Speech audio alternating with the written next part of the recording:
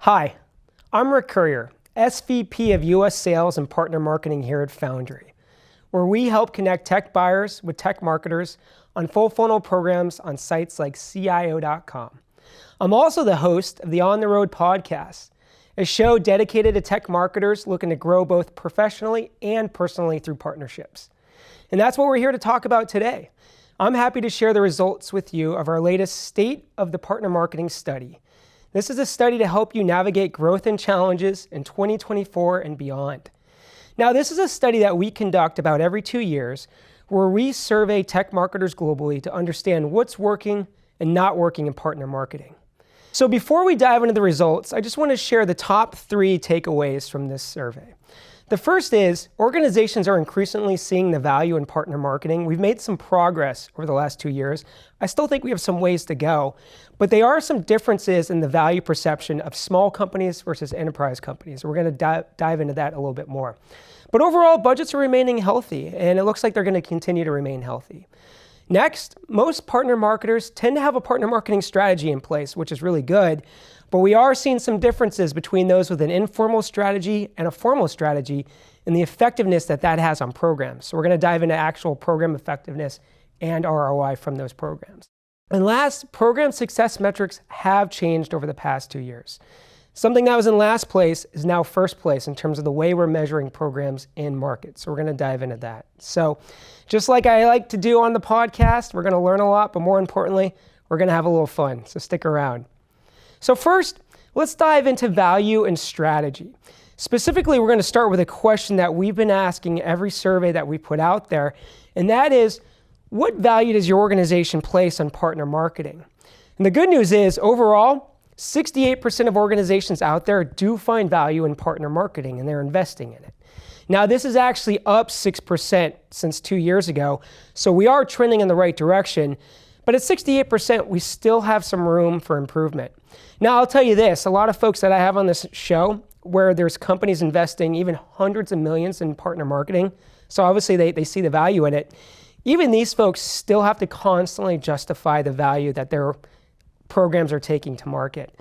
I think there's systems that are better now, but I think it just, you have to set expectations internally with what is going to happen. Mm-hmm. And I think that I kind of look at the structure of a partner marketing plan of what to expect is really kind of 3 pillars. So pillar number 1 is demand gen. So that's pipeline. So that's that can be measured because that's traditional marketing. We invest some dollars with partners, we do an activity, we get 100 people there, we build pipeline, that's going to flow through the system. So that demand gen piece. And then pillar number 2 is really around the brand and the awareness. Mm-hmm. How can we leverage partners to be able to amplify the success and take our message further? And so I think that that's a huge opportunity to be able to look at the large companies like in AWS. And if you partner with AWS, you want to ride their coattails. You want to be able to draft off of them. Yeah. And then the pillar number 3 is that enablement, which is teaching someone how to fish versus giving them a fish. So I know we talk a lot about that, but it's just like if I'm fishing, I'm going to cast one line, I'm going to sit all day, and I may catch X number of fish. Yeah. Or what I'm going to do is I'm going to take the time to help 10 people put lines in there, and then we're going to add up everything. Now, up front, it takes a little bit more time, but eventually, the long-term impact is it will sort of yield the results. It's an ever-evolving thing that we need to be doing in terms of advocating for our partners and the value that we are bringing through our programs. Now, we start to see some differences when we dive into company size, and we're going to see this throughout the study. So for sake of simplicity, we're going to define small business as company size below 1,000 employees, and then anything over 1,000 employees as enterprise. And that's where we start to see some differences. Enterprise-sized companies are more likely to see the value in partner marketing at 78% compared to 57% on small businesses, right? So obviously, you got to think about your partners when it comes to the value perception. So you could be working at a large enterprise and they have your back in terms of what it is that you're doing. But you might be partnering with a small business where there might be some question marks in terms of the value of going to market through a partner ecosystem, right? So just thinking about the value that is perceived from your partner's point of view is really important. And we're going to see this play out throughout the study as well. Next, we want to look at the most important partners from the organization standpoint. Number one, independent software vendors comes to the top, ISVs. Next, cloud service providers, or CSPs, followed by consultants or system integrators, then channel resellers, and last but not least, OEM or hardware providers. Now again, this is all relative, right? If you're a channel marketer, chances are you think the channel is the most important partner out there, and rightfully so. But again, this is from the organizational standpoint. And again, we start to see some differences based on company size. So if you're an enterprise-sized company, chances are on average, you see the ISVs or independent software vendors as your most important partner. On the small business side, cloud service providers or CSPs pop to the top. Think of Google Cloud, Microsoft Azure, or AWS as an example, right? Now, what I think about is if I'm a smaller company, some of the hurdles I face in the sales process kind of lend to this answer, right? So, maybe I don't have the same brand recognition as a large size company. I get questions around scalability, flexibility within large infrastructures when it comes to implementing this technology. So as a small company, if I partner with a hyperscaler, or cloud service provider, I can start to meet some of these challenges in the sales process, obviously lending to their brand equity or brand recognition, their scalability, their ability to help me customize my infrastructure in terms of flexibility of implementation. Partnering with a large CSP can help with that. So again, different companies are placing different partners from a different value perspective. Next, we look at strategy. So the good news is 89% of the people out there that we surveyed do have a partner marketing strategy in place. Now, when we dive into this number, we start to see some differences. 20% have an informal strategy versus 69% have a formal strategy, right? So there's a little difference in terms of the type of time and resources that we're putting into developing that strategy. This is going to play out throughout the survey as we start to dive into the effectiveness and ROI of the program. So we're going to come back to this, but again, remember, a lot of folks have strategy out there. Only 69% have a formal documented strategy. We'll see how that plays out. Next, we're going to talk about budgets. Right? It's a little bit weird economy out there. Things seem to be going well. At the same time, a lot of data says things are not going so well. And the economy is always going to be up or down. So let's just see how the budgets are playing out. Right now, we are seeing, when we look rear view facing the last 12 months, overall 37% of budgets went towards partner activities. It's a pretty sizable portion of the overall marketing budget. Personally, I've seen organizations lean into their partner ecosystems as a way to grow commercially. I've seen organizations actually use their partner ecosystem to take some of these new technologies to market, like Gen AI. So it's no surprising when we look forward-facing, 62% actually expect budgets to increase in the future. 31% remain the same. Only a very small percentage actually are not sure or seeing a decrease at 1%. So overall, budgets remain healthy, and I believe that they'll continue to as well. One thing that we're starting to see in the market is not necessarily taking a partner approach to go to market or a field approach, but more of a customer-centric approach. And companies are letting their customers decide how they want to go to market. And that's really dictating where the budgets are going in terms of supporting those activities. And I see that continuing with more of the partner teams that we're working with out there. And we set out to change the world by changing the way we worked with customers to put them in control of their own destiny. And that was ultimately, for me, the vision that we set out for. And it translated into the way we acquired customers and the type of customers that we acquired, very open source centric customers. It also brought us what became a channel. We didn't know it at the time. What it was all these boutique system integrator firms around the world that were helping companies implement CRM software. Suddenly found this kick-ass, free open source software up on SourceForge and said, oh, I want to know more about that. Yeah. And then they reached out to us and said, hey, I'd like to become a partner. And our answer was, partner? What's that mean exactly? What do we, we got to build a channel program. So we frantically built a channel program. And And that became our primary go-to-market after that. We became a very channel-centric company working through partners around the world. Now, the question is, where are the investments going? Well, top 3 partner programs that are being invested in. Really, several are coming up around the 40th percentile, between 40% and 48%. It's kind of what you expect. Social, demand gen, content, lead nurturing, branding, and thought leadership, right? And oftentimes what we're seeing is it's an integration at these top 3, right? Rarely do people come to us at Foundry and say, hey, I just want leads, or I just want to run display ads. It's more of, hey, here are my goals, and what are some things that we can integrate to get there? And it might be a lead generation program with a target account list where we also want to surround those buying teams with display ads, and we want to develop a white paper, right? We see events here at 24%. That's very similar to what we see here at Foundry, right? About 1 in 4 programs we run is an event-based program. It's a crucial part to the buying process. We have another study called Customer Engagement, and we saw that 90% of decision makers had attended an event in the last 12 months, right? They want to meet with you. They want to see the technology. They want to see demos. And oftentimes they're integrated in these top 3 programs, right? So 1 in 3 programs or 4 programs we run is a demand gen program that also includes a virtual roundtable or a face-to-face event, say in Chicago. Now, again, going back to company size, we start to see some differences when we look at enterprise versus SMB. So if you're an enterprise company, you're more likely to lean heavier into the demand generation. If you're an SMB, you think about, again, some of the challenges that a smaller company has.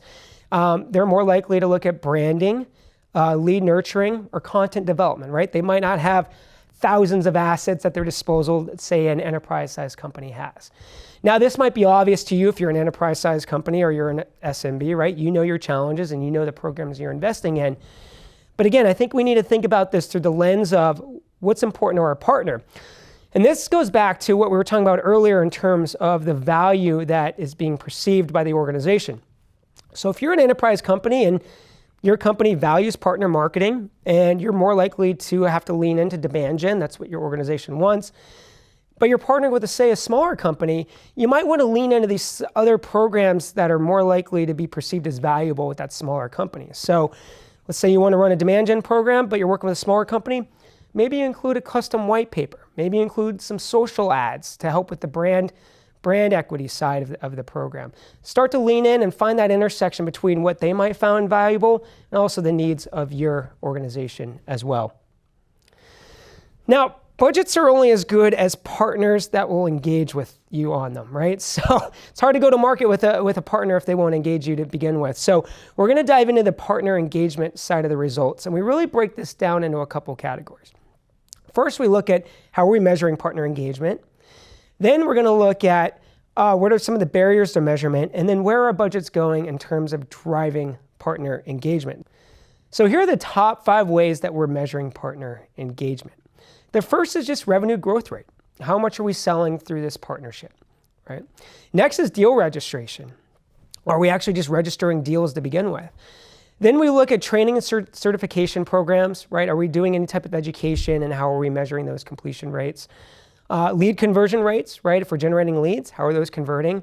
And last but not least, partner satisfaction surveys, right? So let's actually just survey the partners and see how happy they are. In my experience, a lot of companies are doing 1, maybe 2 of these things. And I think the reality is we should be doing more. And the reason is 89% of survey respondents say there's barriers to measuring partner engagement. And those top 3 barriers are just challenges over the data, right? How qualified is the data coming in? Or do we even have the pipes set up to integrate the data, right? That's a big challenge. Next is just limited visibility into partner activities. And then last but not least, the reality is there's a lot of privacy or regulations around sharing this data, especially internationally. So we might not even be able to get the data if it is available, just over regulations. Going back to those top 5 measurements to engage partner engagements, this is why I think we should be doing more, right? Just because we have deal reg set up doesn't mean partners are registering deals. Just because they're tracking conversion in their CRM system doesn't mean we have visibility into their CRM system, right? So I think the reality is there's no one silver bullet to measure engagement. So we need to be doing as many measurements as possible, knowing that we might have data challenges through any one measurement. And I'll tell you, having a number of partner marketers on my show On the Road, the reality is a lot of it just comes down to relationships, right? Just good old school fashion. I'm going to meet with this partner face-to-face or virtually, develop a relationship, and lean on that relationship to make sure that they're engaged, they're happy, and I'm going to leverage that internally to showcase success and drive more investment. Our VP of the partner side of the house, of the partner ecosystem, Erica Vellini, talks a lot about intimacy and creating intimacy with our partners. And I do think that those in-person opportunities are so critical, right? Because again, the trust and be trusted, that allows that opportunity to shine, right? You share things that you normally wouldn't with people over Zoom or wherever. Yeah, I think that's huge on the partner side too, because you guys are in it to win it together, right? And if you don't have that trust, it's going to be really hard to work together. 100%. Yeah. No matter how advanced we get in technologies, a lot of it comes back to relationships. So next we ask, all right, how are you driving investment to help with partner engagement activities? Well, the number one thing people are investing in to drive engagement is working with third-party media agencies like a Foundry, right? And they're often coming to us to help develop multi-partner programs, right? So how can we set up a program framework, say packages, that we could take to multiple partners and scale globally easily? And I think the easy thing is key there, right? I hear oftentimes we want to hit the easy button for our partners. And that's what we've done at scale to help make things easier and drive partner engagement. The third thing that they're doing is they're investing in self-portals, right? So portals that partners can come into, self-select packages. Oftentimes a lot of the multi-partner packages we develop actually live in portals. People can activate them quickly and they could do it on a regional, global basis. Fourth thing that they're doing is they're building multi-partner online experiences. So rather than developing these packages that have to be executed individually, what if we create just one digital program that partners can opt into, and it's a little bit easier for us to control the messaging, the framework, and also have visibility into the reporting holistically, and also we can import 5, 10, dozens of different partners into it. Stick around, I actually have an example of what this looks like, because it's a little bit of a newer, innovative thing we're doing in market. And last but not least, they're investing in concierge programs. A little bit more of an overhead, a little bit more costly, but we can have, say, virtual partner marketing managers reach out to partners on our behalf, try to drive engagement and get people on board and hold their hand in the process. Again, I told you we would come back to those with a formal strategy versus informal strategy. And it turns out those with a formal strategy are more likely to get investment to support these multi-partner activities, specifically multi-partner packages, multi-partner online experiences, and the self-service portals. Again, 69% of respondents had a formal documented strategy compared to 20% had an informal strategy. Those with an informal strategy are getting less investment to support these multi-partner activities. I think it's as simple as, hey, we're going to document what it is we're going to do, why we're doing it, how are we going to measure success, and then how are we going to optimize and report on that success. People that are doing that are getting the investment to try these multi-partner tactics. It's just easier to communicate what it is you're going to do and how you're going to report back on it. Now we're going to dive into program and success metrics, specifically what's working and not working in programs out there. Now we're going to start with success metrics first, because this is where we've seen a significant change over the last 2 years. Specifically, we've seen the number of qualified leads generated pop to the top as the number one success metric in programs, compared to last place 2 years ago and in fourth place in 2019. Some of the other top success metrics this year: increased number of actual customers, growth rate of market share, total revenue generated from programs, and then partner engagement, satisfaction of relationships, right? That's still in the top 5. It's still important even though it's last. Now, 2 years ago, total revenue generated from programs was number 1, and it was number 1 in 2019, right? I personally have seen this in the market where last couple of years, it's been, hey, let's just generate as many leads as possible, scale at all costs, and we'll just fill the funnel. This year, marketers are taking it a little bit of a step back, and demand gen's still incredibly important, but we're really focused on generating qualified leads. It's really a quality over quantity landscape out there right now. I think also marketers over the last couple of years have just gotten more sophisticated in that, just because I run a lead gen program this quarter doesn't mean I'm going to expect revenue next quarter, right? It's going to take some time. Oftentimes we have lengthy sales cycles, and we've also developed, by large, really robust lead nurturing BDR teams. We're going to work these leads and let them generate pipeline and then revenue. So if we can really focus on lead conversions and we know what type of leads that need to go in the system, we can put all of our energy and focus on getting that right lead. We know if we get the right qualified lead, it's going to work its way through and we'll eventually get pipeline and revenue. And that's where we're going to focus our success metrics on. Now, when we look at the effectiveness on programs, again, we're going back to those with a formal versus informal strategy. Those with a formal strategy are seeing a lot more success in terms of the effectiveness of their programs, specifically around events, demand generation, social media presence, lead nurturing, and branding. Now, if I think about what all these programs have in common, it's that they're all data rich in terms of their reporting capabilities, right? When I think about a formal documented strategy as a marketer, I can put a lot of time and energy into thinking and documenting what are our benchmarks? What are the success metrics that we want to reach in terms of specific data? Then what we can start to do is we can start to optimize based on underperforming programs and start leaning into performing programs. And when we start to do this on a quarterly basis, over time, we're going to see our programs become a lot more effective. On an informal strategy, it might just be, hey, we want to focus on demand gen. We're looking for X ROI. We either get it or we don't, right? If we can start to optimize continually based on our benchmarks, we're going to see a lot more effectiveness. So it's no surprise then, those with a formal strategy, they see a lot more ROI from their programs. Now, what was surprising to me about this particular result is that we're actually seeing it around content development as well, right? So again, an informal strategy might be, hey, we just need thought leadership content out there to go with our partner marketing activities. More formal strategy might actually dictate what are the ROI success metrics tied to content development. How are we going to measure success? If we can document that, we can start then gauging if our content development activities are successful or not. Where are we seeing ROI? How is it tied to thought leadership? How is it tied to lead conversions and lead engagement, content engagement, right? When we can document these success metrics, we can start to optimize away from poor performing content into higher performing content. And that's going to become a feedback loop in terms of how we develop content that we take to market. When it comes to running programs, about 3/4 of respondents are working with third-party media companies like Foundry. Top 3 reasons that they're working with companies like Foundry are expertise and specialization, objectivity, and then just innovative tools and technology. So when I think about Foundry, formerly IDG, we've been helping educate tech buyers for 60 years. We have a pretty good understanding of good content that resonates with tech buyers that can drive results in marketing programs. We run thousands of programs every year, right? And we've developed and acquired really innovative tools and technologies to help us deliver results at scale.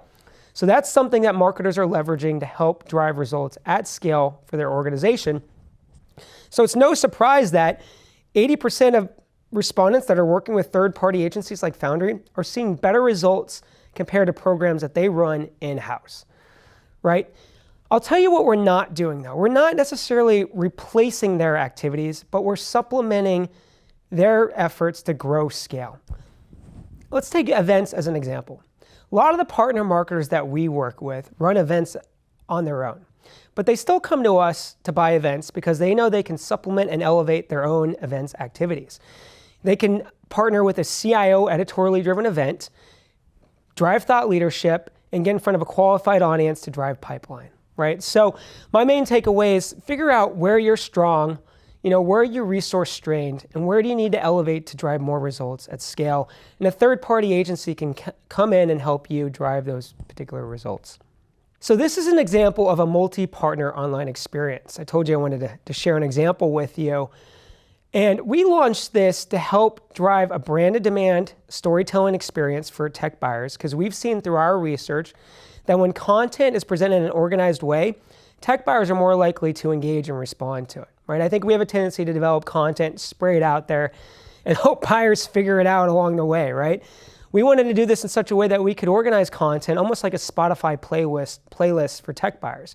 You have an overarching theme, And then within it, you can have content playlists, right, with sub-themes. And each sub-theme is storytelling content. It can be articles, it can be podcasts, white papers, case studies, but we present it in a consecutive way that makes sense to the buyer. Now, this has been a really hot selling product for us in terms of driving thought leadership, branded demand storytelling experience, but more importantly, pipeline results. Because what we can do is we can drive a high-touch experience with the tech buyer, so when they become a lead, they've already done a lot of research and been highly engaged. What we started doing was we started working with partners. Say, I'm going to use Intel as an example here. Intel has multiple partners, and each content collection can be an individual partner program, right? So they can set up an overarching theme. Within it, partners can come in and tell their own unique story with their own unique content. And by the way, each content collection can have its own deliverables, such as leads, its own content, whether we need to develop content, utilize their content, their own impressions. And we can turn the dial, whether our partner wants to go heavier on brand, heavier on custom content, heavier on leads, you name it. And it allows a company like Intel to have a little bit more control over the experience, have control over the thematic messaging, more importantly, have a visibility into the robust reporting, right, as opposed to having to track down reporting with individual partners. So it's been our way to be able to scale multiple partners within a single program framework. So a couple main takeaways from this study is, formal strategies are definitely driving better results. They're driving more effective programs and greater ROI, but I take it back to, what I hear a lot of people on my show say is, you got to constantly advocate for your partners. You got to constantly be selling the value of what you're doing, even within organizations that are invested heavily in partner marketing. When you have a documented strategy, it really backs your case, not only internally, but also with your partners. Some that might really believe in the partner marketing activities you're doing, some that might take a little bit more selling at the executive level. Documented strategy is going to help. Because the reality is, my second point here is the value perception differs, right? So not only is a documented strategy going to help you do that, but also leaning into the programs that you think might be more valued by that organization. Whether it's a smaller company, which again, might be more heavily focused on developing content, their brand equity, or even maybe social, you got to tie that with what's also important to your organization and find that intersection that's going to drive value for both organizations. Third, measuring partner engagement is tough, right? So think about how you're doing it today. Maybe add a couple different measurement opportunities there. But just know that the relationship trumps how you're measuring success, right? The data definitely supports you, but that not at the sake of the partnership that you can form through your relationship. I think if you can do both successfully, you're going to be in a lot better position to drive success both internally as well with your partners. Last but not least, media agencies out there are driving results for partner marketers.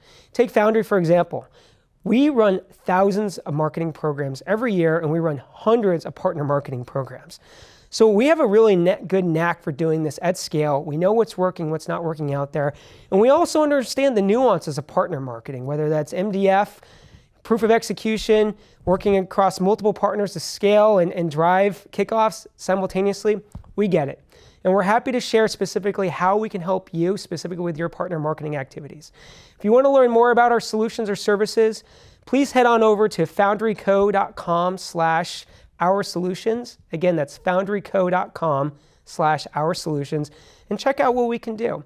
And there's a place there to get more information, and someone from my team will be happy to get back to you. So I hope this was helpful. I hope you had some fun, and I hope to see you again on the road. Until then, cheers.